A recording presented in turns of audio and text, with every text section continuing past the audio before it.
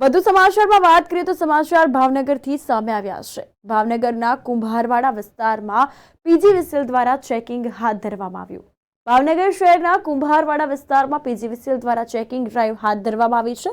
Line loss ઘટાડવા અને વીજ ચોરીનું દૂષણ ડામવા વીજ તંત્ર દ્વારા મળેલી બાતમીના આધારે કામગીરી હાથ ધરતા પાવર ચોરી આચરતા તત્વોમાં ફફડાટ ફેલાયો છે। આ સંદર્ભે અધિકારીઓએ જણાવ્યું હતું કે વીજ કેબલ અથવા મીટર સાથે ચેડા કે યેનકેન પ્રકારે આચરવામાં આવતી ગેરરીતિને ઝડપી લઈ દંડાત્મક પગલાં લેવામાં આવી રહ્યા છે।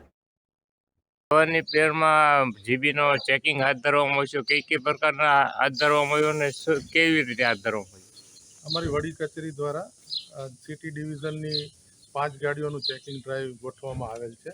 કુંભારવાડા વિસ્તાર અને ગુજરાત હાઉસિંગ બોર્ડમાં, અને એ જે ડાયરેક્ટ લંગરિયા વાપરતા હોય, મીટરને ટેપ કરેલા હોય, જે કોઈ પ્રકારની જે કંઈ પ્રકારની પાવર ચોરી એ લોકો કરતા હોય એ અમારી ટીમ ચેક કરીને એને દંડ આપવાની કાર્યવાહી કરે।